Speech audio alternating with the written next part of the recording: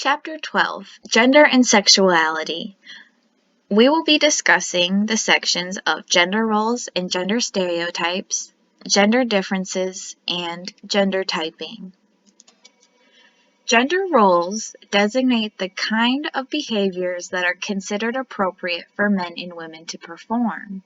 These often include the clothes they wear, their interests, and even jobs. Now, these gender roles help provide a framework of socially appropriate behavior, but they are layered over by gender stereotypes. Gender stereotypes are generalized beliefs about what men and women are like. These can often give rise to prejudice and discrimination. For example, if a woman is perceived as submissive, they will be more likely to be passed up on for managerial positions that require strong leadership because men are more associated with those type of attributes. These stereotypes are widespread across different cultures. Psychological androgyny is when an individual has high amounts of both masculine and feminine traits. An androgynous person is more comfortable performing a wider range of activities in different contexts. They have higher self-esteem, are better at bouncing back after failure, and more creative. On the opposite side is undifferentiated, which is when a person has a low amounts of both masculine and feminine traits. They are more likely to encounter distress throughout their lives and be viewed as less positively by others. For gender differences cognitively, girls acquire language faster and tend to be superior in verbal fluency. Boys are more skilled in visual spatial abilities. However, these differences are small and there is more variation within the gender than there is between them.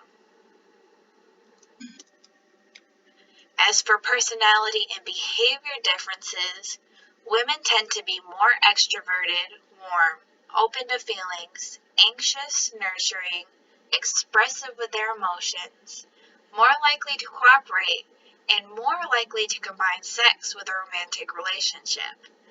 On the other side, men tend to have higher levels of aggression, anger, tough-mindedness, competitiveness, self-esteem, interest in casual sex, and wanting multiple partners. The biological view of gender typing sees the gender differences as a result of the process of natural selection in response to the challenges to survival encountered by our ancestors. Someone needed to go out and hunt and get food while someone else stayed back to tend to the children.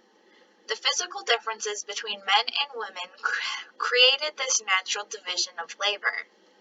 It is also speculated that the sex hormones during prenatal development help to masculinize or feminize the brain, creating behavioral predispositions before a person is even born. In the psychosocial perspective of gender typing, there are two leading theories: the social cognitive theory and the gender schema theory.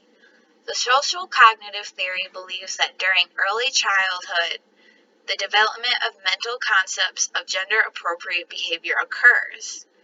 Then, throughout childhood, there are learning experiences where children are encouraged for partaking in gender-appropriate behaviors and discouraged for partaking in behaviors that do not fall in line with their gender expectations. In the gender schema theory, one's knowledge of the gender schema in one's society guides one's assumption of gender-typed preferences and behavior patterns. Then, a child's self-esteem becomes wrapped up in how well they adhere to their gender schema.